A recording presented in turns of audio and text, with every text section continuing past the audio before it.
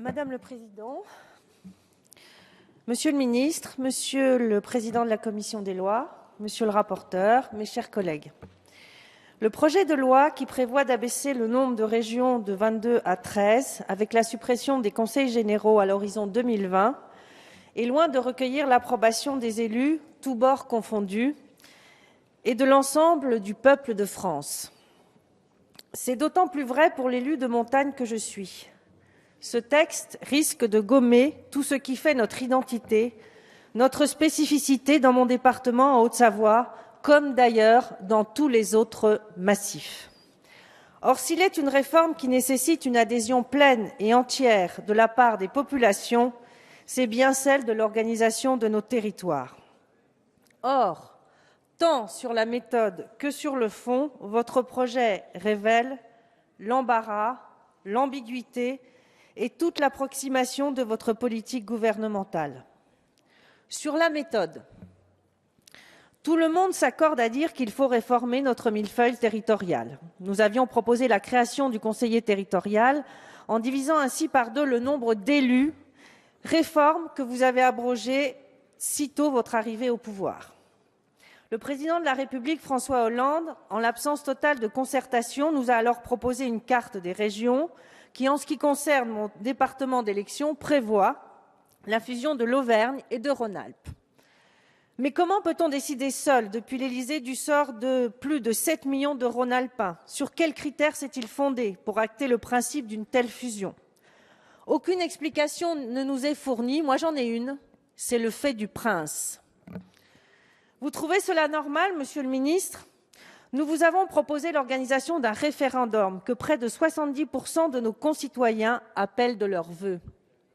Mais vous avez refusé, et malgré le rejet par le Sénat de la nouvelle carte régionale élaborée par votre gouvernement. Sur le fond, le texte que vous présentez donne une vision technocratique des régions, qui ne tient pas compte des réalités économiques des territoires. Il rompt l'égalité entre les territoires et porte atteinte au principe de la décentralisation. Il va diminuer les services à la population et ne permettrait pas de réaliser les économies attendues.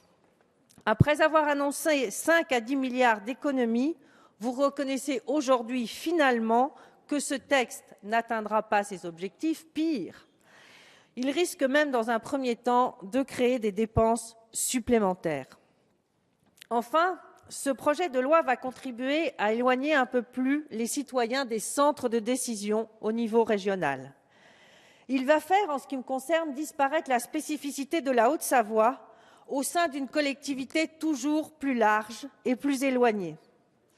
Et Monsieur le ministre Valigny, qui est un élu de l'arc alpin, qui n'est pas là mais que je me permets de citer, il connaît bien les difficultés des territoires de montagne et les difficultés des territoires ruraux. Comme vous le savez, le regroupement Rhône-Alpes-Auvergne aboutit à une baisse respective, les chiffres sont là, de 20% et de 45% de la représentation des territoires de montagne dans cette nouvelle région. 20% et 45%. Une nouvelle fois, et on ne peut que le regretter, votre gouvernement raisonne à partir du fait urbain. Votre réorganisation territoriale est fondée sur la création de régions, méga-métropoles et sur la disparition des départements.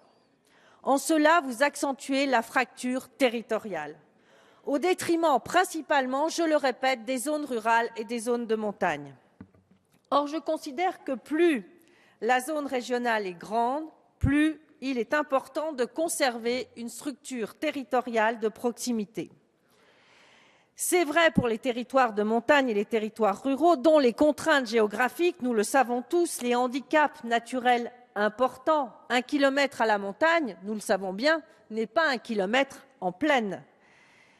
Avec plus d'un million d'habitants, la Savoie et la Haute-Savoie apportent à la région Rhône-Alpes son dynamisme démographique, son potentiel industriel, agricole et touristique. La Savoie et la Haute-Savoie permettent à la région Rhône-Alpes d'avoir une ligne de croissance mondiale et un rayonnement international grâce à ses frontières avec l'Italie et la Suisse. La Savoie et la Haute-Savoie font et sont la notoriété du tourisme en Rhône-Alpes et dans la France entière. Et la Savoie et la Haute-Savoie partagent histoire et valeurs. Elles ne veulent pas d'une région sans unité, sans identité, qui méconnaîtrait leurs particularités. C'est pourquoi, avec mes collègues Hervé Guémard, Christian Monteil, respectivement présidents du Conseil général de Savoie et de Haute-Savoie, nous avons proposé la création d'une collectivité territoriale, Savoie-Mont-Blanc. Ce projet est fondé sur l'article 72 de la Constitution. Il fait l'objet d'un amendement qui a été cosigné par la plupart des parlementaires. Cet amendement renforce les pouvoirs et les missions de l'Assemblée des Pays de Savoie, Assemblée des Pays de Savoie qui existe depuis 2001. Cette Assemblée des Pays de Savoie, elle porte déjà des projets communs dans les domaines aussi variés que le tourisme, appellation Savoie-Mont-Blanc, l'enseignement supérieur, l'Université de Savoie, la culture, le patrimoine naturel et l'agriculture. C'est la marque évidemment bien connue des Pays de Savoie. Alors tout en participant, et ce serait ma proposition, tout en participant à la baisse de la dépense publique et à la mutualisation des moyens, le Conseil départemental Savoie-Mont-Blanc permettra d'affirmer l'identité née de notre patrimoine et de notre histoire, mais surtout, Savoie-Mont-Blanc aura également pour vocation d'offrir un avenir commun à tous les Savoyards et à tous les Hauts-Savoyards, avec une identité préservée et en permettant à ce que la France que nous participions à cet effort national de réduction des déficits pour effectivement offrir une France à la fois plus compétitive et plus forte. Je vous remercie.